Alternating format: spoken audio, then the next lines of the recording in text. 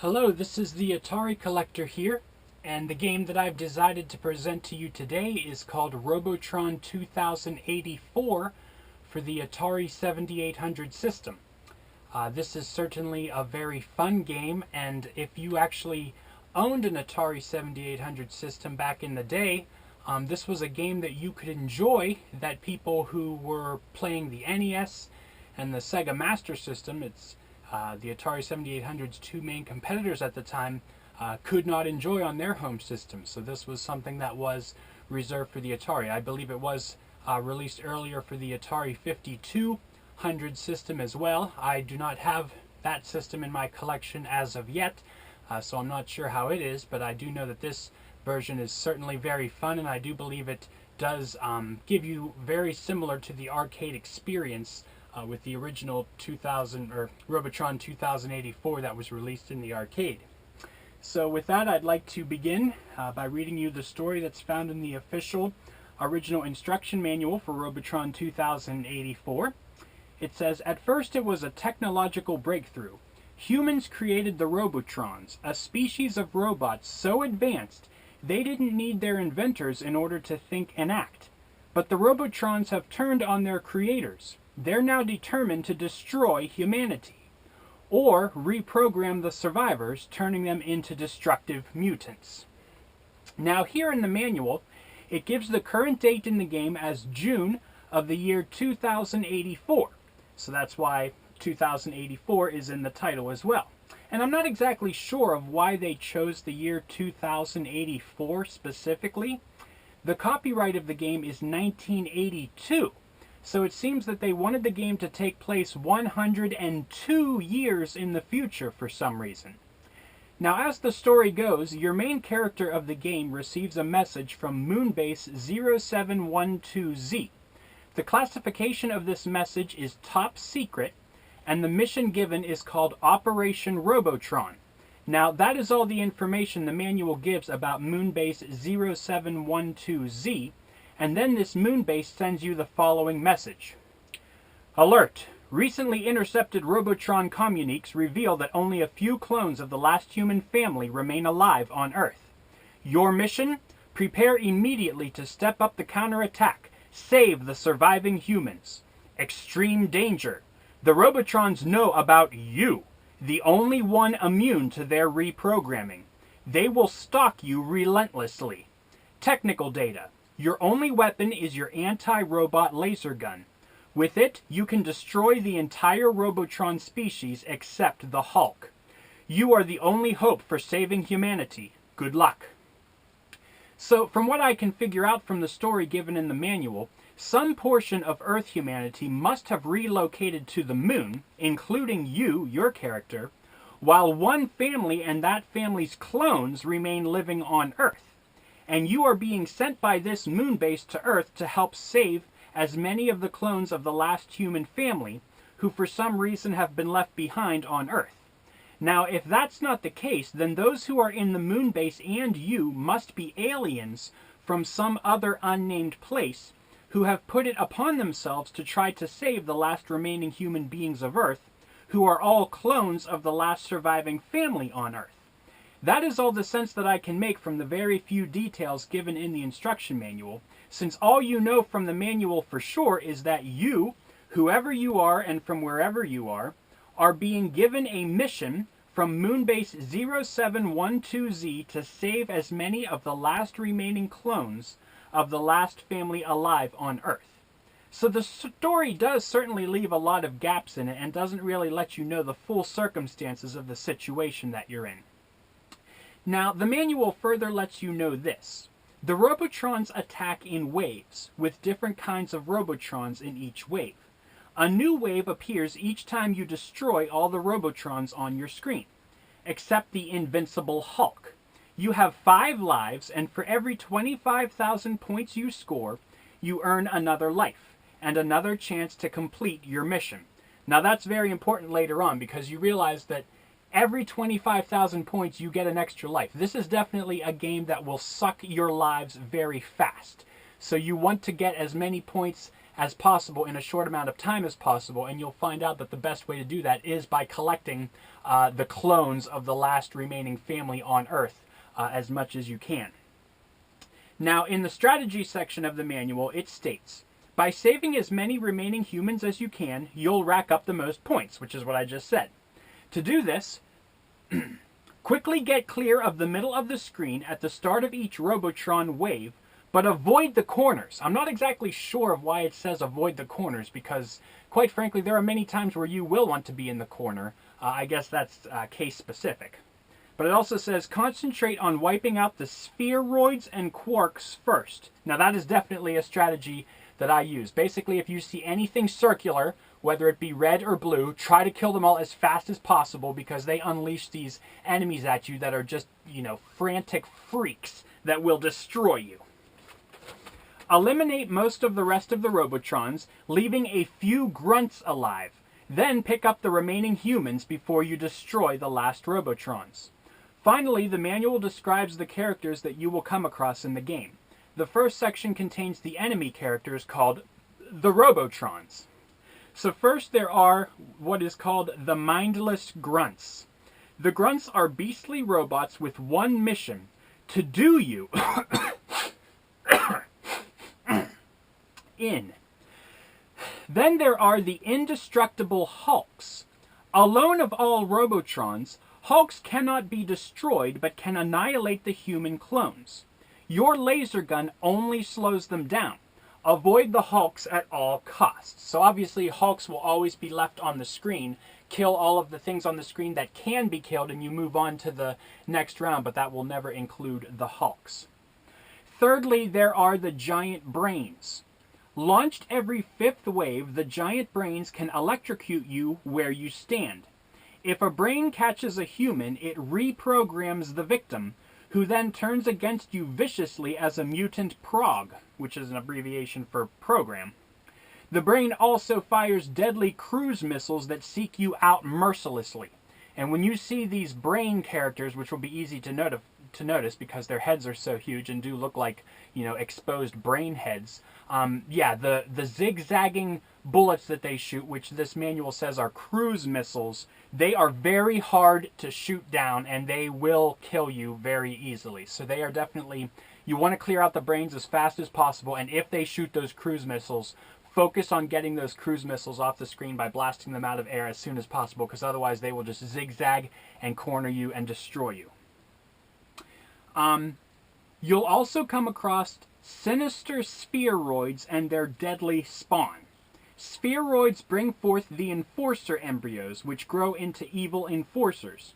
Enforcers heighten the attack by launching Enforcer sparks. Next are the galvanizing electrodes. The electrodes block your path, changing form with each new wave. You must vaporize them with your laser gun or they'll destroy you. Basically, like right there on the screen, you see 2084. It's just a static barricade that is on the screen that if you touch it, you die. There's a lot of different types of obstacles like that in the game. They don't shoot at you, and you don't have to destroy them all to progress in the next level. There you see like asterisks. Basically anything that's a static obstacle that gets in your way and that if you touch it, you die, this game calls a galvanizing electrode. Finally, you'll see cubic quarks and the torturing tanks. Basically, the cubic quarks, as opposed to the sinister spheroids, the sinister spheroids are red circles that drop their deadly spawn, which their deadly spawn can do you in rather well. The galvanizing electrodes look more like circles, or blue circles, as opposed to the red ones. And they drop torturing tanks, which shoot these discs. It explains, quartz swiftly produce beastly torturing tanks that throw off bounce bombs. And these bounce bombs, ricochet all the time, and they are really hard to shoot out of the air. So again, you want to destroy the cubic quartz as fast as you can before they start unleashing these tanks that then start throwing these bounce bombs, which look like discs that just start bouncing all over the place and killing you. Now the second section of characters, that was all of the enemy characters. This contains the friendly ones, and this is known as the last surviving family. And among them there is man, woman, and child. Now, as you go through the game, you'll notice that there are actually, I thought there were actually 4 types, but maybe there are only 3. The child looks like a little baby. There is a tall character that just looks like a rectangle. I think he's a man. But then there's another guy that looks like he's carrying a briefcase, so he looks like a businessman. So it seems like there are actually 2 men, but maybe you'll notice if you look more closely that I was mistaken. But I thought there was a baby, a woman, and actually 2 men, but I could be wrong because the manual only lists 1 man, 1 woman, and 1 child. Now, it says only a handful of human clones remain on Earth. Touch as many as you can to place them under your protective powers. Now, what I think is interesting and even amusing is the explanation about the man, woman, and child being clones.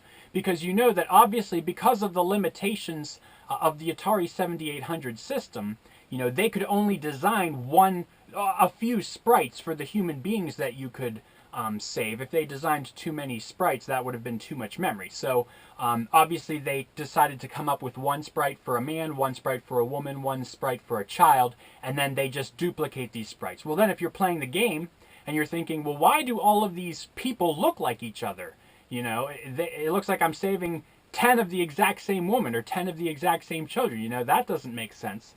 Well, on the one hand, it's a limitation of the system, but on the other hand, they decided to come up with a clever explanation in the story. So it says that these are all cloned humans of the last remaining family on Earth. So that explains why they all look alike. So I just thought that that was clever. Obviously, you can tell that the story was designed after the fact. They came up with a fun concept of a game that they wanted to play first, and then they decided to, you know, build a story around it. And so to explain why so many humans look alike, they just said, well, they're all clones. And, you know, the full details of that story we don't really know that. The final section is the scoring, and here's where it shows the importance of collecting human beings.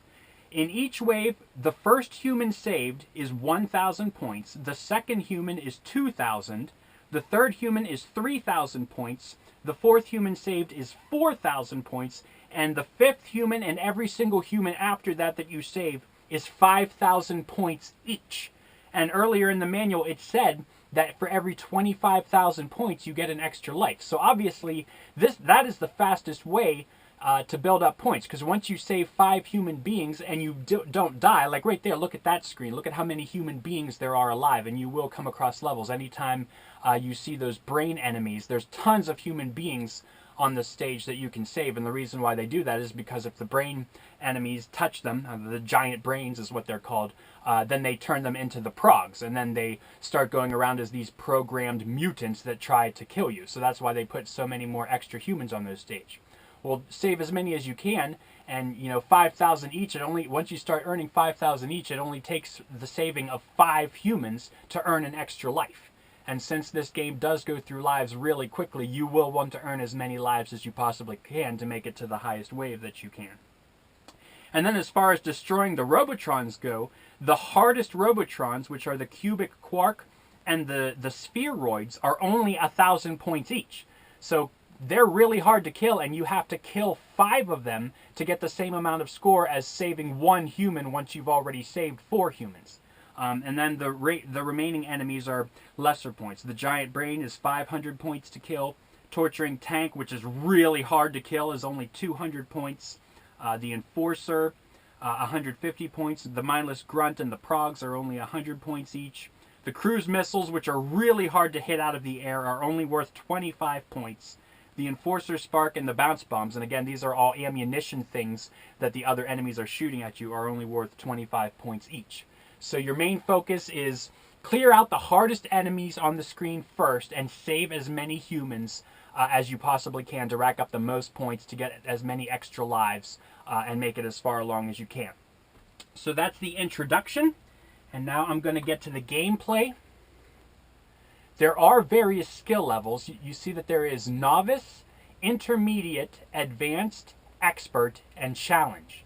And the instruction manual, I don't believe, actually explains challenge, but basically you play challenge. It's a really hard version of the game, and you only have 1 life. So it's basically like a survival mode in modern games. How far along can you make it in the game with just 1 life? And I haven't tried all of these other skill levels, but I imagine they're just harder versions of the main game. It's a hard game no matter which level you choose. It gets really hard. So I'm just going to go ahead and choose the intermediate level. And then the other skill levels you can just imagine are, this would be easier than what I'm choosing, and then advanced and expert would be harder versions of what I'm playing. Now the instruction manual does mention that there are 2 control types. You could choose to play the game with simply one controller, in which case if you push fire you only shoot in front of you. Now if you use 2 controllers, the one joypad allows you to move your character up, down, left, right, and all around, and then the other joypad allows you to aim in any direction that you want. So it obviously makes sense, because the game gets so frantic, that if you can, use that control style where you use actually 2 different controllers. And I actually have a third-party joystick that was released for the Atari 7800 during the market life of the system. It's called the Competition Pro joystick. And the reason why it's so nice is because it actually has suction cups that lets you set it on the table and get a firm grip on the table so that it won't move around. So I actually have it setting on a table right here, so that'll give me a firm grip. It's much easier to use and hold than trying to hold one of the original Atari 7800 joysticks that was released with the system in your hand, because it'll move all around and not feel comfortable. So I'm using that as my right hand to aim all around and fire, and then I'm just using one of the officially released controllers from Atari to control my character. So with that, let's go ahead and we'll start intermediate. I just plan to try to make it as far as I can in one playthrough, and then hopefully that'll give you a good idea of everything that Robotron 2084 for the Atari 7800 Pro System has to offer.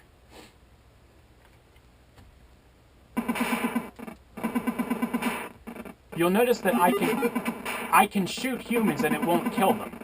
The only thing that kills the humans, or the human clones rather, as the instruction manual said, is the invincible hulks.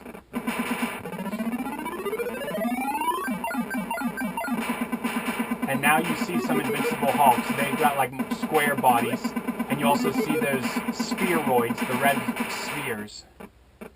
If you allow them to unleash their enemies, they can get really hard.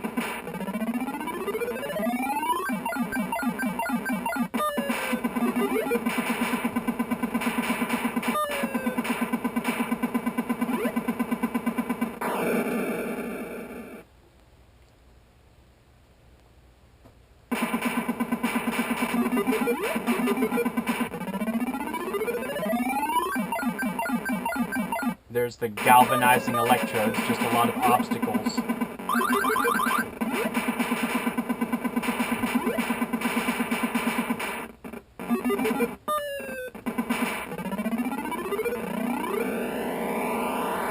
And now here's the brains. There's lots of women to save. There's those cruise missiles that are hard to shoot.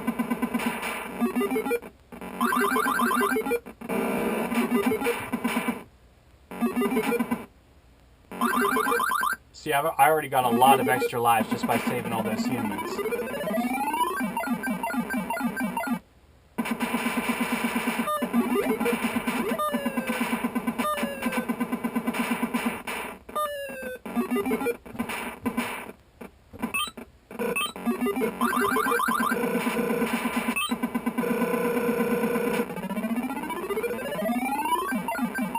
Oh, these blue ones are tough.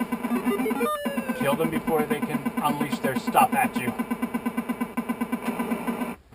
But leave at least one alive so that you can collect the humans for bonus points. All these tanks with their discs. I'm getting out of there.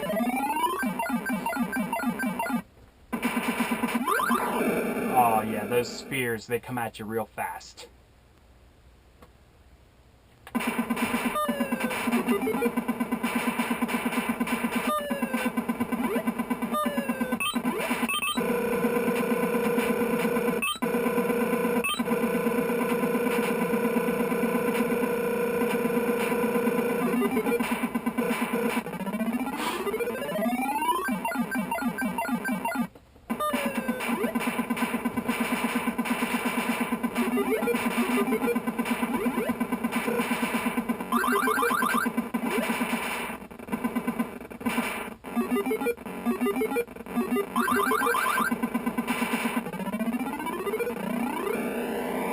Come the brains.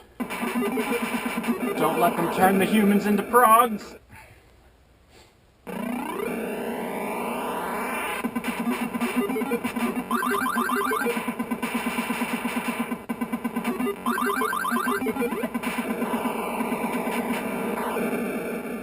Save all those humans before killing the last brain.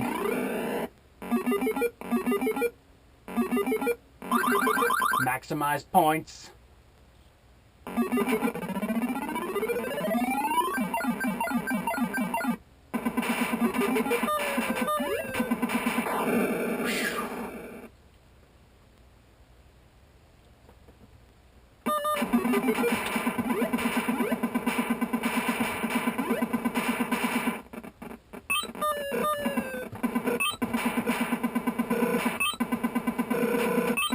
Oh!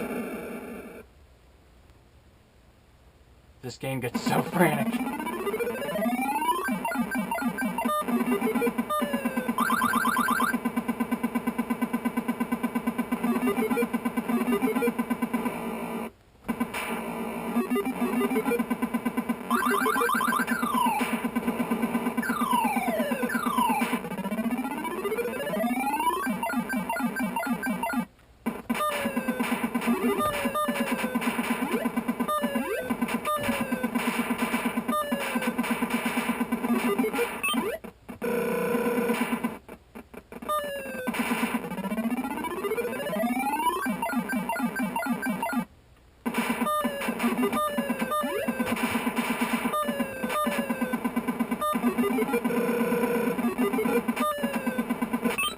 Oh! Maybe that's why they said don't get trapped in the corner, you know what I'm saying?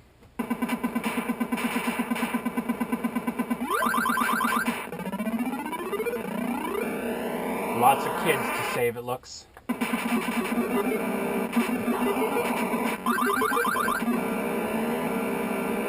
Oh, they're turning them into the progs.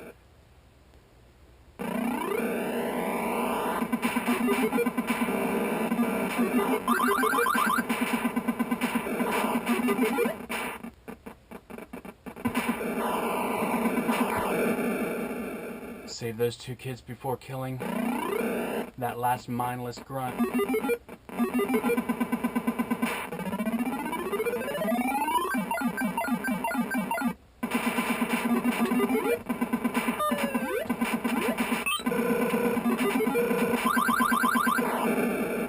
So yeah, you can imagine if you could only shoot in front of you how impossible this game is. Even shooting all directions with this good controller that gives me nice grip is pretty tough.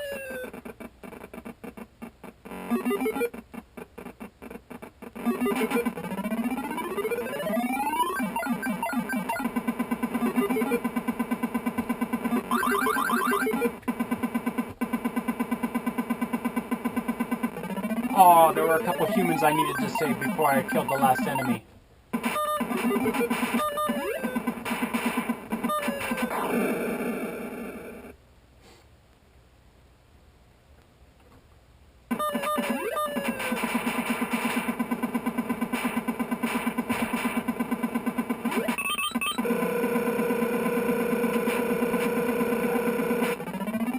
Shooting those guys' bullets only gives you 25 points each.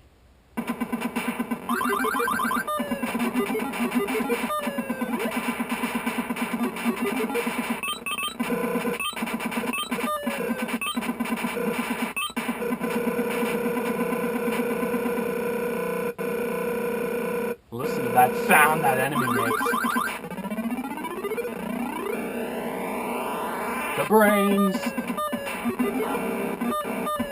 Turning the humans into progs. No!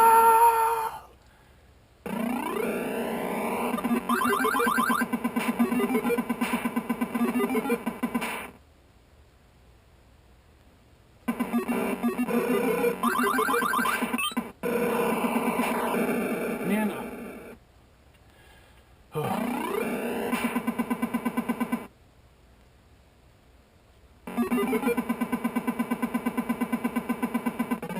see, there's a certain time limit before they even shoot, so that's why you want to kill them as fast as possible.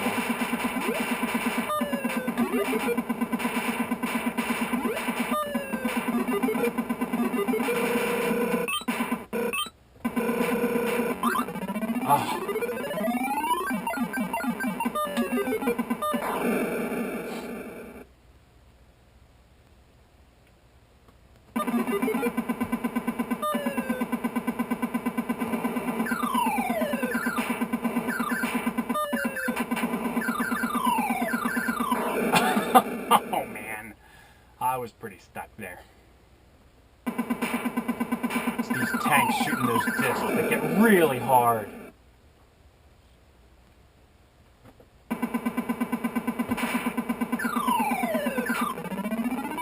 Forget that woman, I need it out of there.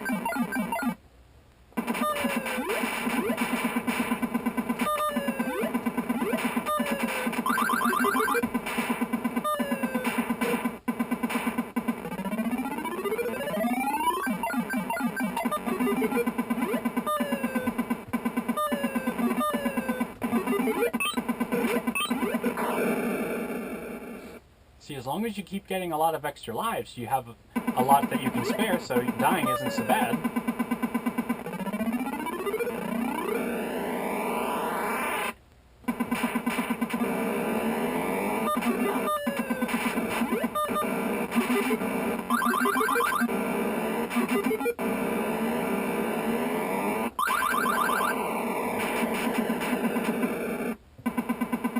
At least save her.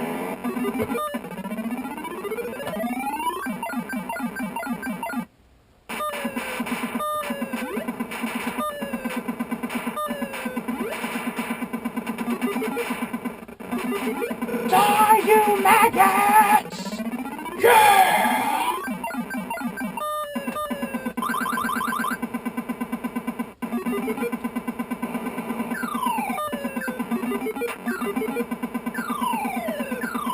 Oh, this guy's gonna get me. Whenever all of those indestructible Hulks get on the screen, they do a great job of blocking the other enemies.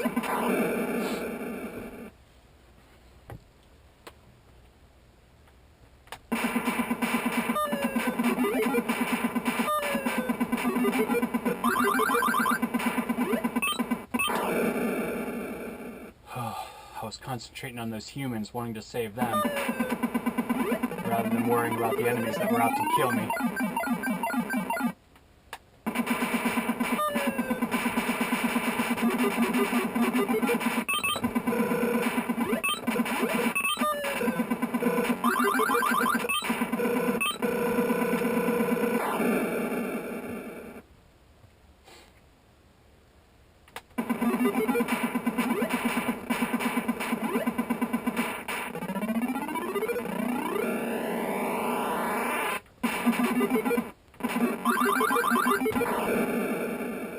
As long as you can save a lot of humans before that first death, it's better to do that than get an extra life. Because humans are where the points are at.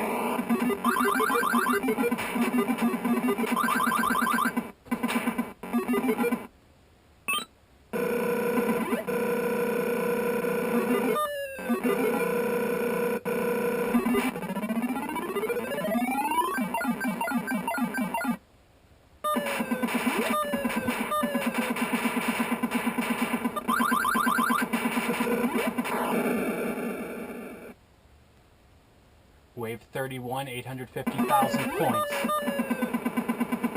Intermediate skill level. Get away from her!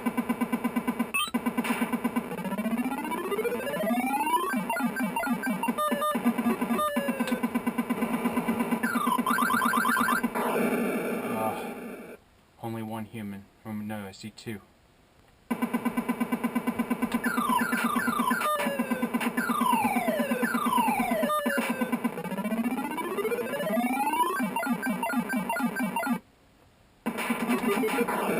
Jeez, it gets really populated when you get up into the 30s wave.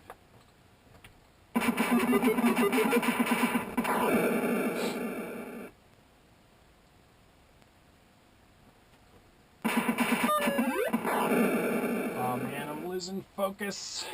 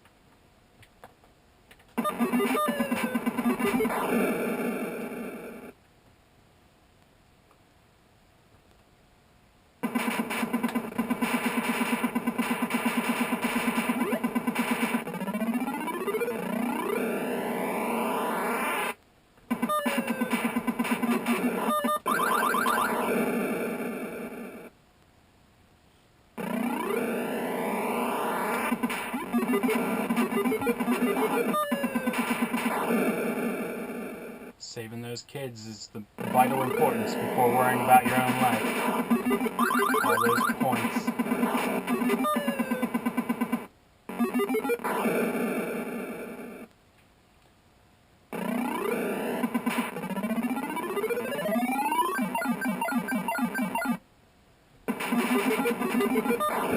Oh man! Even though the joystick is nice, it's definitely not always shooting where I want it to.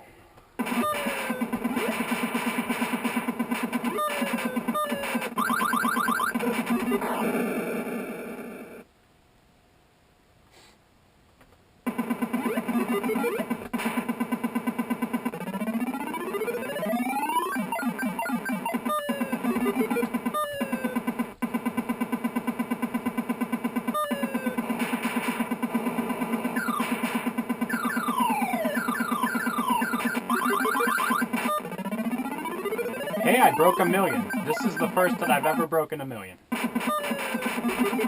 You're seeing my personal best.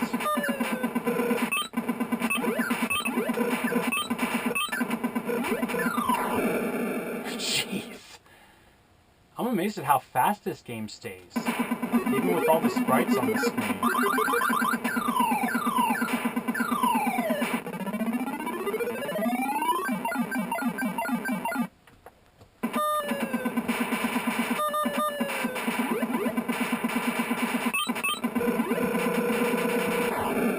Yeah, they were getting me there.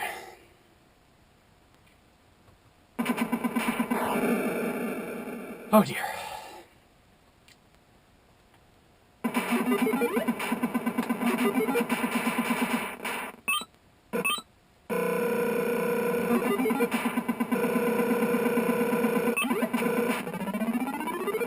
Wave 40. Out come the brains.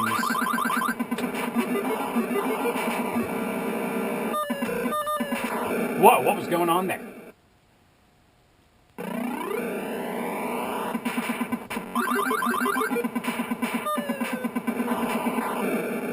Somehow the controls aren't always moving, like it's sticking for some reason.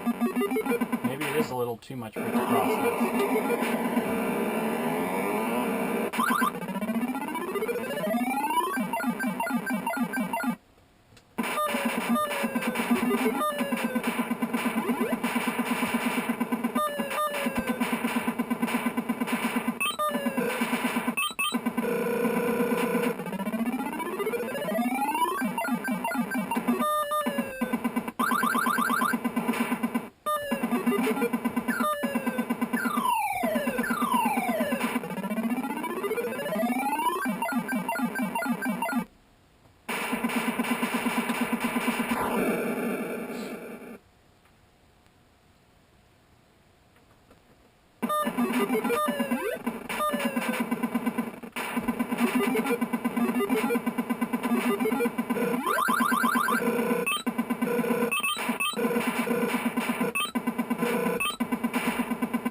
Get that sphere, it keeps unleashing those things.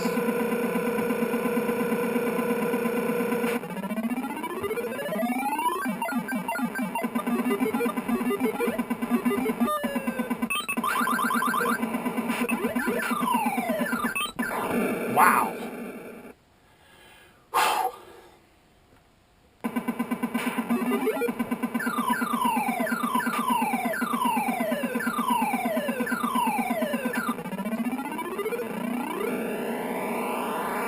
Oh, tons of brains in the upper right. Tons of women, too. Me like I do women, if you know what I mean. For points.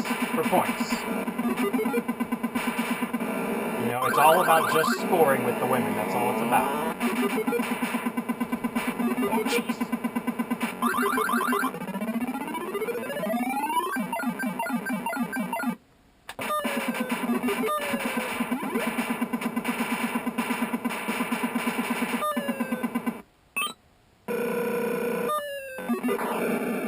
Somehow, whenever I get to the right, I swear it does not want me to. It doesn't let me move right at the right of the screen. It's like my character just starts freezing over there.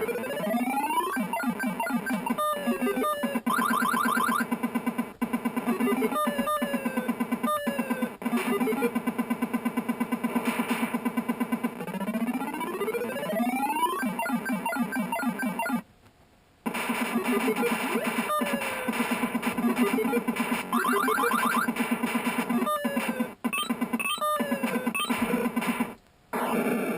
I wanted to save her before killing off those final schmucks.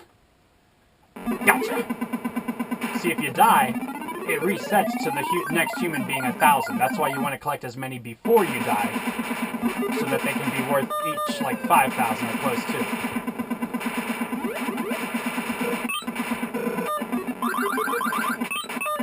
Sorry, buddy, I couldn't get in there to save you. Wave 50. See, these look like the businessmen sprites. I think there were 4 different sprites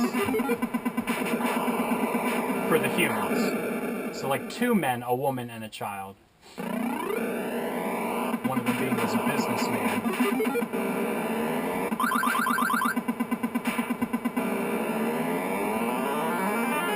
Maybe he's a lawyer.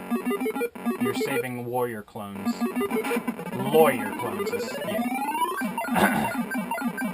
1.3 million, here we go. Now it's time to get frantic. Wave 51. This separates the boys from the men. Jeez.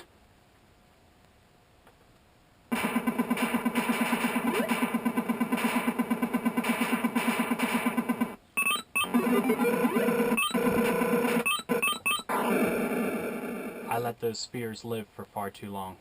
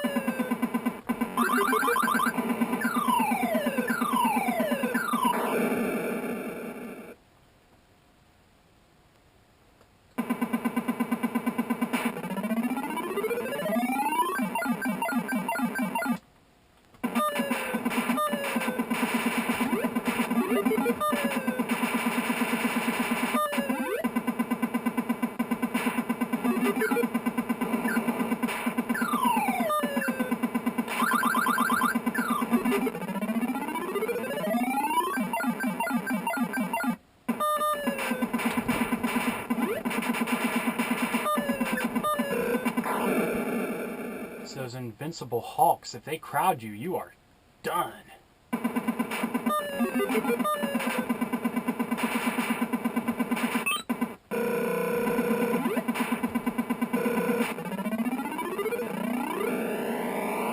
Time to save the children. Save the children!